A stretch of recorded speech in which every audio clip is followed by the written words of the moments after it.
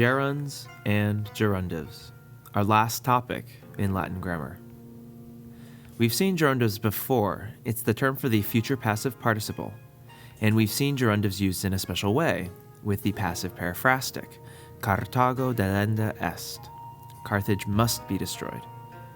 The passive periphrastic takes a dative of agent, Julia Cornelio amanda est. Julia must be loved by Cornelius, or Cornelius must love Julia. And remember, since gerundives are participles, they are adjectives.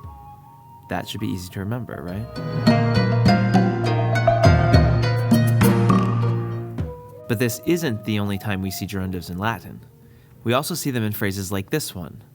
Caesara interficiendo Brutus et Cassius rem publicam restituerunt.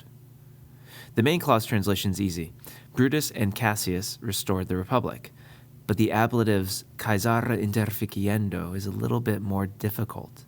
Here the gerundive describes a noun, Caesara, and its translation takes on a more idiomatic form, by killing Caesar. We can have this gerundive phrase in the dative case too. Puer operam dat libris legendis. The main clause is the boy devotes himself, and our dative gerundive phrase is to reading books. Perhaps you've noticed by now that we translate our gerundive first with an ing and the noun second, as if it were the direct object of the gerundive. And if the noun is supposed to be plural, then the gerundive will also be plural. This is how we do it in the gerundive phrase.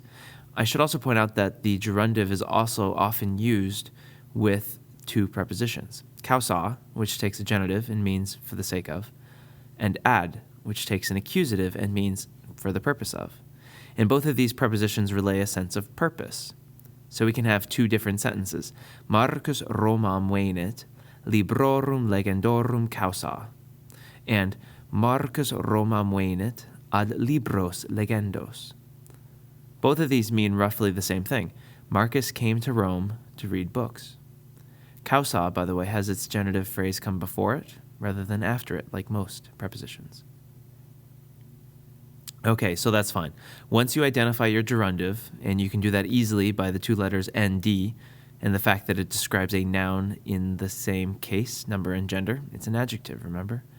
You translate the phrase with the gerundive first, ending in ing, and the noun second, like it's the object of the gerundive. But what if you want to say, Marcus came to Rome for reading? It doesn't really matter what he's reading, and there's no direct object for the ing word. Here, we're going to use the gerund.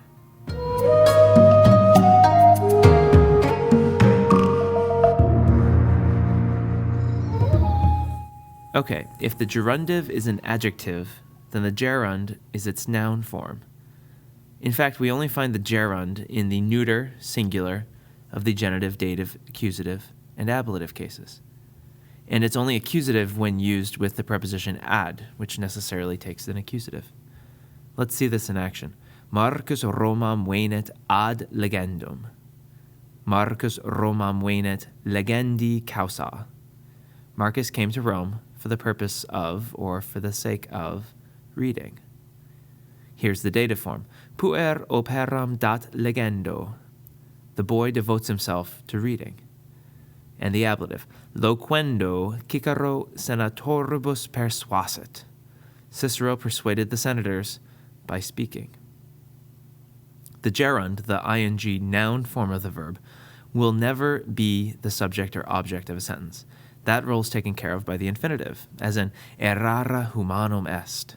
Making a mistake is human. But if you wanted to say, we learn by erring, you'd use the gerund. Discimus errando.